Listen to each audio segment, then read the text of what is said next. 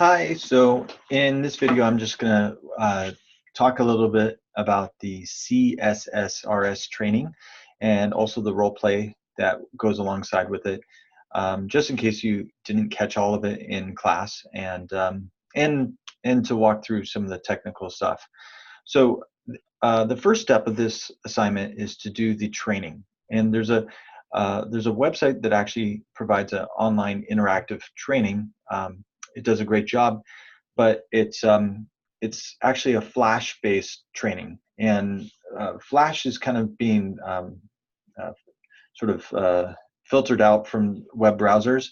So your browser might have some challenges with it, but I'm just going to show you real quick, and I'm going to share my screen here, and and so I have here the website. I put it into my browser, and this is what shows up. So it says click to enable Adobe Flash Player. This is in Google Chrome. I'm going to click that, and it has this question. It wants to run Flash, and so I'm going to click Allow, and it's going to take a second. There it goes. You can see it's loading, and it's going to kick off with a video. And so I'm going to close that out.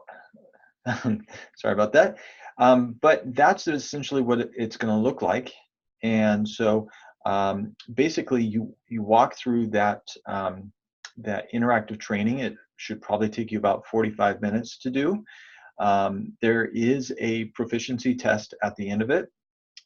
The thing to know is at the end, it's going to have a screen that shows that you completed it, and I haven't figured out a better way. So what you need to do is take a screenshot, um, and hopefully you know how to do a screenshot on your laptop or on your computer. But if you have any problems, I've had people actually take a physical, take out their camera and take a picture of that. That works too. But you just have to upload the screenshot to Canvas, and that's how you're going to get credit for this. Again, it's all or nothing. So as long as you get an 8 or above on the proficiency test, you pass. Um, eh, and you would actually get a 10 out of 10 on the assignment. But if you get lower than that, you're just going to have to retake it. Again, you can retake it, and that's not an issue. So as many times as it takes, but most students can pass with the 8 out of 10. Okay, so that is the online training. I'm going to stop share there. The other part of this assignment is a role play. So one of the challenges that I'm hoping to get you past is it is very hard for some people to talk, to ask another person about suicide. Um, it may be hard the first time, but if you practice, if you actually have some experience doing it, it becomes a lot easier. And so I thought it was important to actually do a role play. Now, I know this is kind of hard to coordinate. I know it means working with other people's schedules and things like that.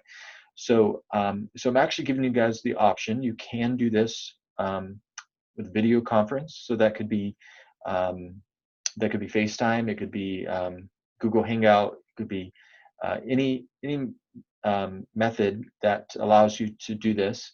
But preferably, just for the quality of the experience, I'd like to encourage you to do it in person.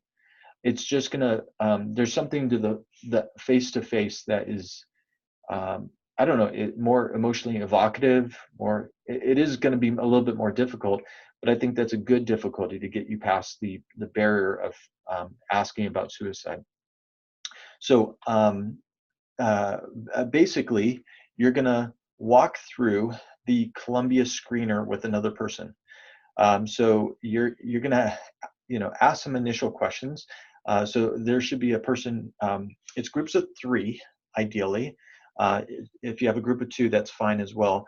But there should be um, a person who's thinking about suicide, an assessor, and then an observer.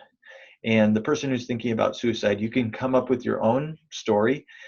You can use the one we talked through in class, or you can come up with your own. Either way, whatever you feel more comfortable with. And then the assessor, though, is going to walk through the Columbia.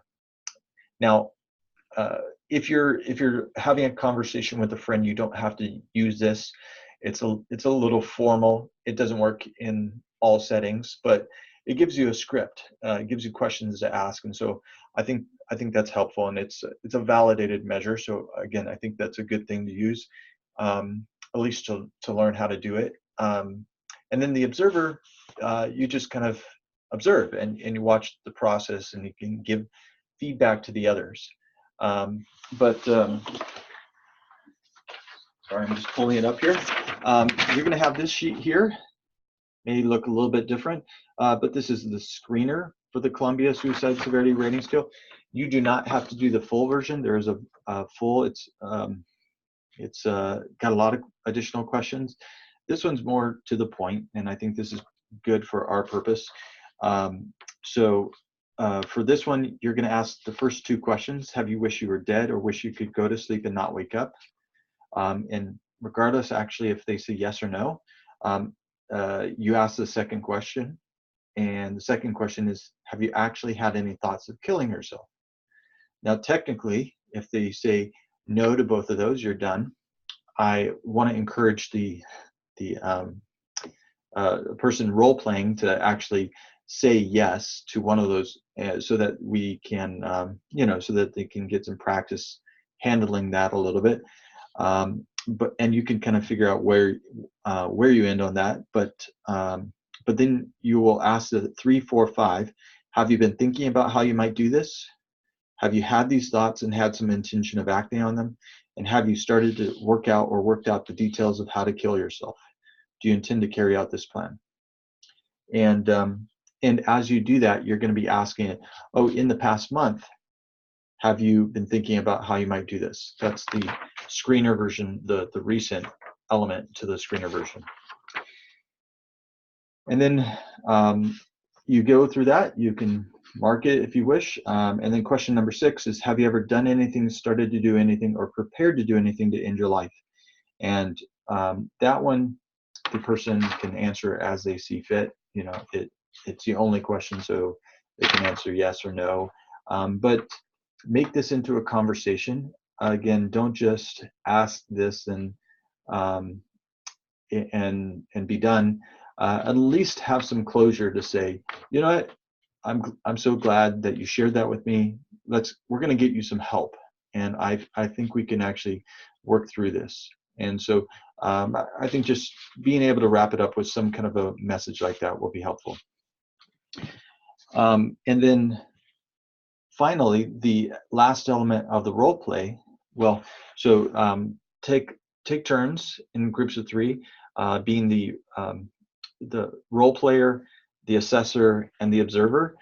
And then after you're done with that process,